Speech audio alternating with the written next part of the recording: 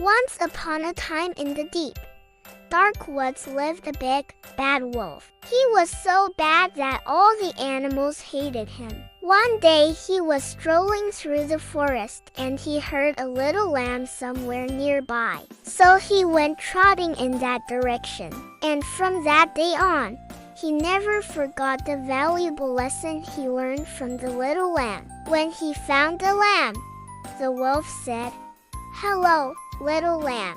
How are you?" The lamb looked up at the wolf and said, "I am well, thank you." "And who are you?" The wolf thought to himself, "This lamb is too young to know I'm a dangerous killer. So let me pretend to be friendly." So the wolf said, "I am a friend of your father. We were just talking about you yesterday." The lamb said, "Oh, really? What did you say?" The wolf said, "We were saying that you were getting too big for your britches, little lamb." The lamb replied, "Well, that may be true, but I can still outrun you." Then the wolf pretended to be insulted and said, "So you think you can outrun me? I will show you."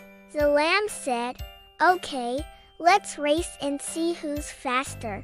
So they started running. Of course, the wolf was faster than the lamb, but the lamb took a shortcut and ended up winning the race. When the wolf found out the lamb had tricked him, he got very angry. He opened his mouth to devour the lamb, but the lamb was too quick and dodged the wolf's snapping jaws. Then the lamb said, "Hey, you said we could run and I won fair and square. So now I get to pick the winner of the race." The wolf thought for a moment and said, "Well, what do you want?" The lamb replied, "Since you're such a sore loser, I want you to lie down and be still for the rest of the day."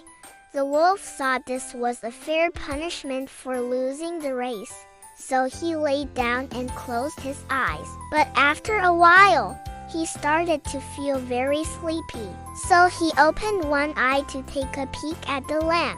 But when he saw that the lamb was fast asleep, he got up and started to walk away. As he was leaving, he thought to himself, "I may have lost the race, but I didn't lose my mind. At least I wasn't outsmarted by that little lamb."